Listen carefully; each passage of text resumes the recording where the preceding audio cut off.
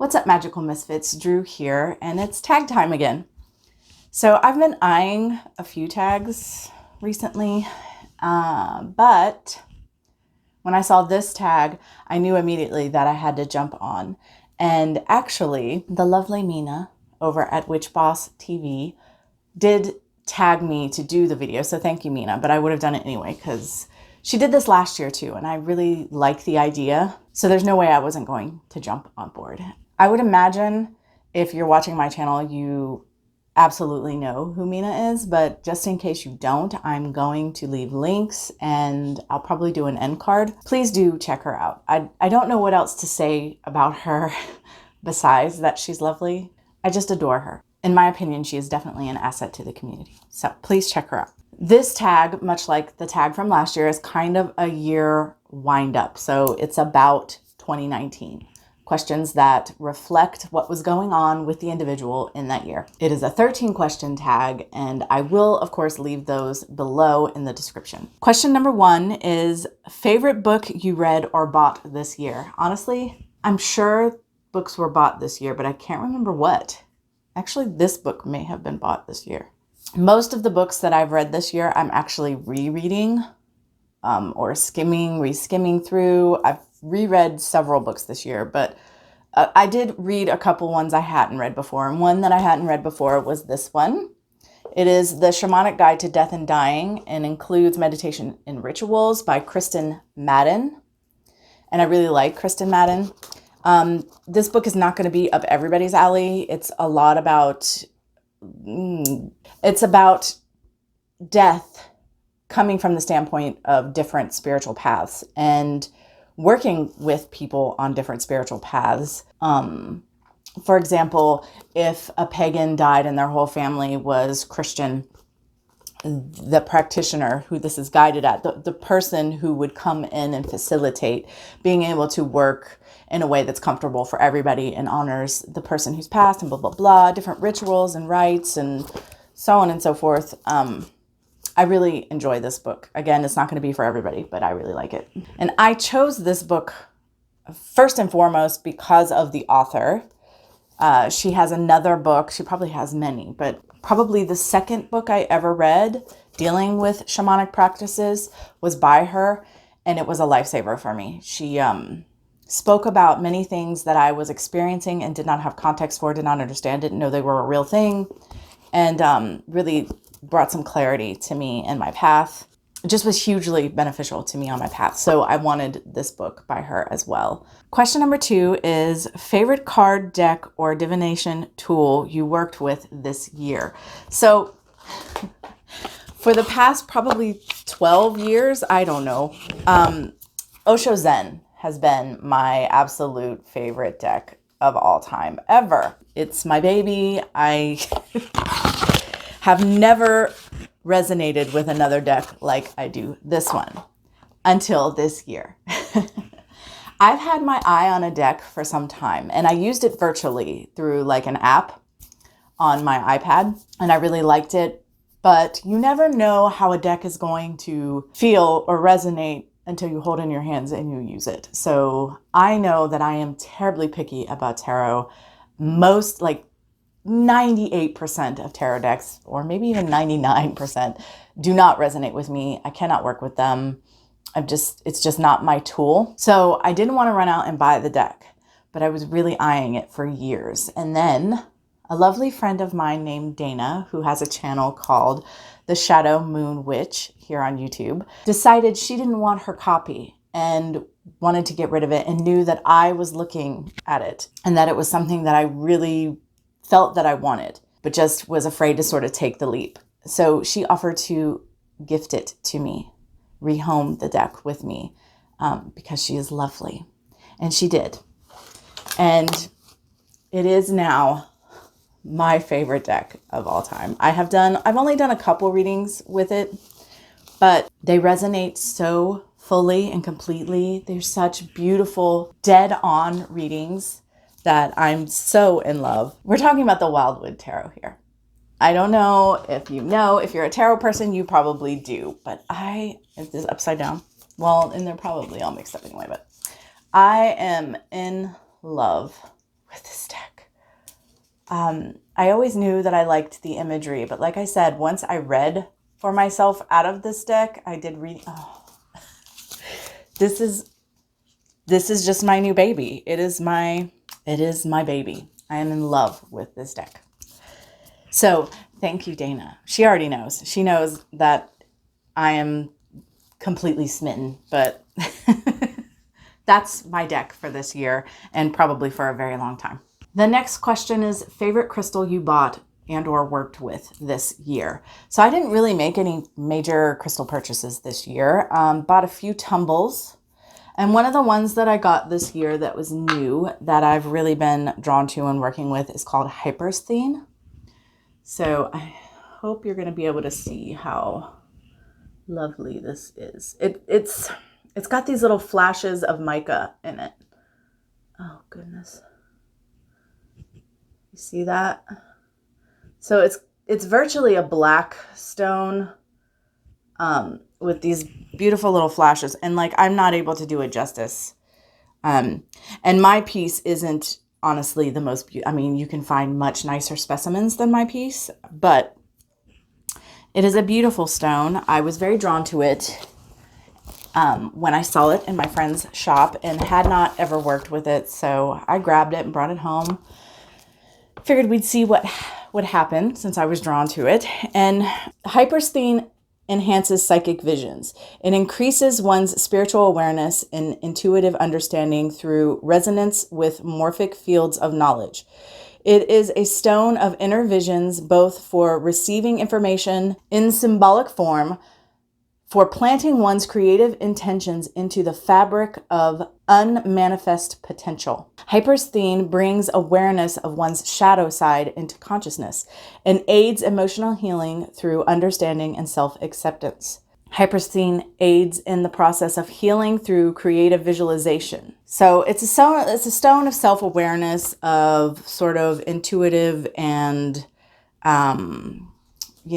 extrasensory stuff and shadow. And so it's been a good stone for the year. I haven't worked with it this whole year. It's actually been more recent.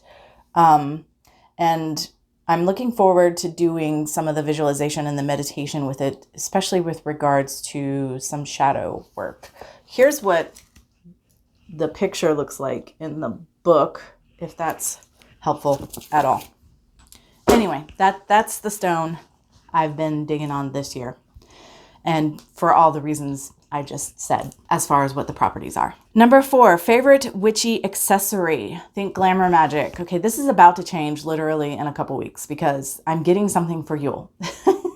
So I give my husband a list and I'm like, get me anything off this list, surprise me, except these 3 things. If you get me nothing else for Yule, get me these 3 things. I want them. If I don't get them for Yule, I want them for my birthday or anniversary. I'm getting these 3 things. And I know my husband well enough to know that he got me those 3 things, unless he absolutely couldn't, and he will when he can. So I know that under my Yule tree right now is my favorite witchy accessory, even though I don't have it yet. It is something that I have wanted for years and years. And I've been actively seeking out for a couple years, but it's expensive. And I finally, this fall, I found it for a reasonable price, a price that I was willing to pay and willing to ask my husband to pay for it. Amazingly enough, because I've seen them go for like hundreds of dollars. It's a bracelet, but it's a particular stone. At any rate, it's going to be a protective amulet for me. It is a stone that resonates with me very fully when it comes to energetic protection. It is the best stone that I've ever worked with for my own personal energy signature or whatever you want to say. So, I mean, it's Sugilite. I'm getting a Sugilite bracelet for Yule. And that is going to become my number 1 witchy accessory. All the other stuff comes and goes. I switch it out. Rings, necklaces, bracelets, whatever. But that's something that I will probably be wearing 24 hours a day. Just because, especially if I'm going out in public. Because right now I'm making do with some other stones. And I do have Sugilite tumble that I can carry. But just to have something on me all the time. And it is a very nice quality, the bracelet. At any rate, I don't have that in my hot little hands. So in the meantime, I'm just going to choose my Merkabah. It is made of amethyst. It's a pendant, but if you've watched my videos, you will notice that I usually have it dangling from my ear. I am extremely drawn to Merkabah. I always have been. Later, I began to understand that that's probably because I'm drawn to sacred geometry, which I didn't know when I first saw the Merkabah. I didn't even know what, I just knew it was special. That shape meant something. This concept that I'm going to explain comes from Egypt. And the Merkabah, it's like 3 separate words making up one. Mer is a specific kind of light understood only in Egypt during the 18th dynasty.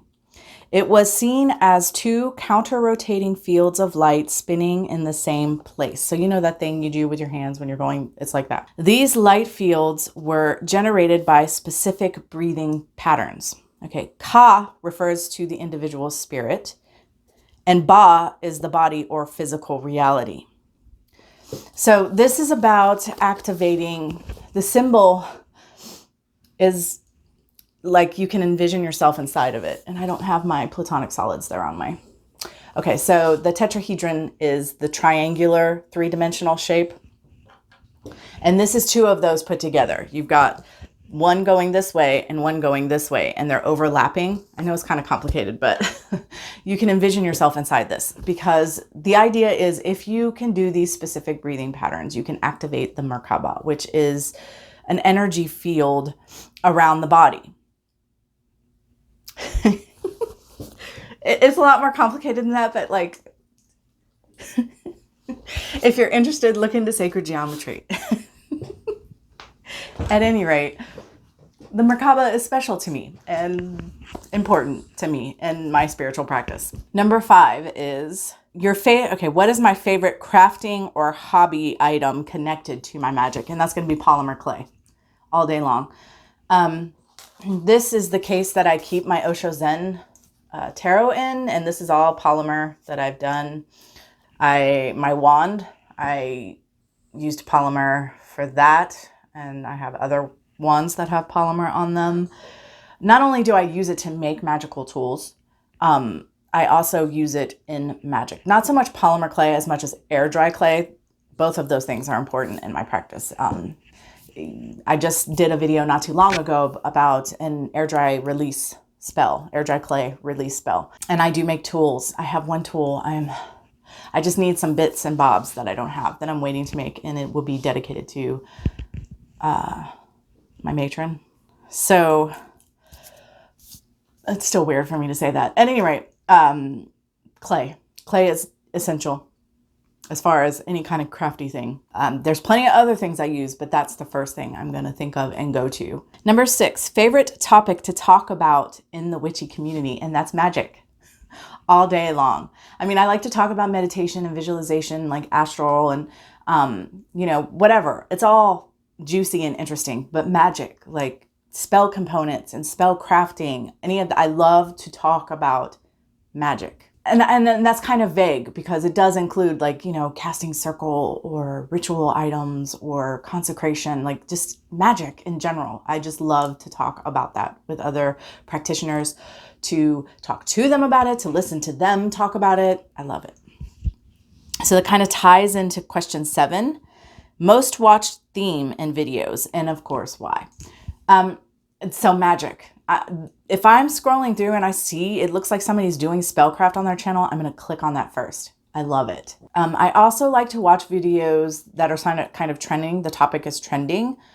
Not because it's trendy, just because I want to know what's going on in the community. Obviously, if a lot of people are hitting on something, it's buzzing in the community, and I want to know what that's about. Not necessarily my favorite, but I just like to be up on what everybody's talking about and doing and whatever. And I don't mind a good haul. I enjoy watching. I enjoy witchy things. So seeing witchy things, if it's candles, incense, I don't care what it is. I enjoy looking at that kind of thing. I really enjoy when you're repurposing something or you found it at a thrift store or something too. That I love that kind of stuff. So, but definitely spell crafting is going to be the first thing I'm going to click on. Okay, so number 8. A new favorite YouTuber you discovered this year in the witchy magical community. I found quite a few this year, but honestly, the very first one that pops in my mind, I can't help it, is the House of Witchcraft. I just love Taranis and all of her cottage witches. Love them so much. There are tons of great witches here on YouTube, and I've done some shout out videos and I will continue to do shout out videos, but that's the first channel that pops in my brain. So that's my answer. Why do I love them so much? Really, the main thing that I love is that they are so open and inclusive. They're like, this is our truth. This is our path. This is how we walk it. And that can look totally different for you. Do you. Do what feels good. Do what's right for you. You're not wrong just because you're not doing it the way some muckety muck is doing it. Embrace your own personal magic, make your own personal magic. And they're really trying to empower people, particularly new witches. And I love that. Number 9, favorite Instagram or Facebook person page that you've followed this year. This was really hard. Facebook, whatever, but I love Instagram. I really love Instagram. So I was like scrolling, trying to find who is my favorite, because there's so many really good ones. But just in the interest of narrowing it down to one, I picked Spiritus Arcanum. The pictures that they post, I love them. I get so happy when I see them come through my feed. It's really beautiful. And if you just look at the wall of their pictures, like if you go to their page, it's beautiful. And I think that's what made me choose them. Because like a lot of us put up beautiful pictures. Like I think I put up some beautiful pictures. But if you look at my wall, there's all kinds of stuff. You know, there's my dog, there's me, there's beautiful picture of some witchy thing. There's, you know, it's just whatever. It's just all beautiful things. And it makes me happy. It makes me smile. So I chose them. Number 10 is your favorite reader or diviner, or someone who you really want to get a reading from if you didn't have a chance to yet. Well, there's a lot of people I'd like to get a reading from, but I did actually get a reading from someone this year. That's Erica over at Raw Spirit. The reading was immensely helpful. I can't even begin to tell you how helpful the reading was. She's very good at what she does. I highly recommend her. She used to have a website, but she took it down, but she still reads. So you just have to get in touch with Erica from Raw Spirit, and I will, of course, put a link. Number 11 is favorite witchy artisan. Again, a very difficult choice, but I just decided that I would pick someone who just started their shop this year and whom I have had a lot of interaction with and experience of the quality of work that this person does. So I picked Trish from Beanbag Hagwag. She has a shop she just opened in Etsy this year called Crooked Cane Designs. She makes lots of things. She makes her own art. She paints watercolor paintings. She does custom work. She paints goddesses for people all the time, whatever goddess you want. But she does a lot more than just that. And she makes candles and bath salts and oils and whatever. If you've not watched her channel, you should, because she's a ray of sunshine every day. Not to say that she's phony and that she's always on and, happy, but she's always pumping out love and positivity into the world. That's what I mean. She is a beautiful person, and having her energy in any of her product in your home and in your practice can be nothing but of benefit. So I chose Trish. Number 12. What was your best magical experience of the year? Well, I think if you watch my channel, that's obvious. The most profound, just amazing thing magically that happened to me this year was that a goddess came to me for the first time in my practice. I've been practicing witchcraft basically for 13 years. I've had many gods come in and out, and I have worked with a couple goddesses just in and out as well. But I've just never really had either a god or goddess come in and be like, hey, I'm here. Okay, I'm your matron or patron, basically. And that's what happened to me this year. I had a goddess come in and she's just like, hey, I'm here. Let's do this. We got work to do. And I'm just freaking out. I'm not freaking out anymore, but in the beginning I was freaking out. It was, to me, it's the weirdest thing. It's totally outside of my realm of experience. It's not really in alignment with my path thus far. So my spiritual path, not my magical practice, but just my spiritual path. So it's a new endeavor I'm embarking on, and I'm really excited. And it's really exciting. It's really, I don't have words for it. But yeah, that's the biggest thing that's happened this year. That's the biggest thing that's happened in a long time. Number 13, what was your biggest personal witchy accomplishment? And for this year, I have to say it might seem kind of like an iffy answer, but many of you, again, if you watch my channel, will know that I have a business. Around 2007, my husband and I started making product and selling it out of the witchy shop that I worked in. In 2016, we opened up an Etsy shop. And this year, I think it was in October, we opened up our own website, set up our own website. So that was huge. It was scary.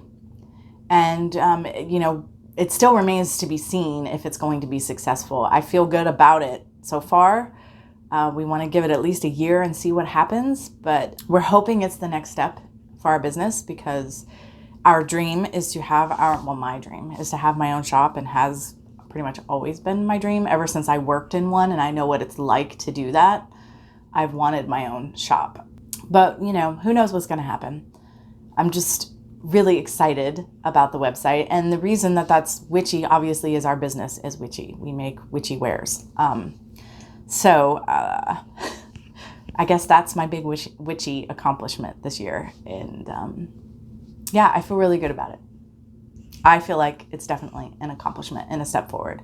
If you have not done the tag and you want to do it, I highly recommend it. It's interesting to hear everybody's answers to these kinds of things, especially it's so specific to this past year. So I would love to hear your answers. And I'm sure Mina would as well. And lots of other people. Okay, I'm done. Thanks so much for listening to my answers. And until next time, much love and gratitude.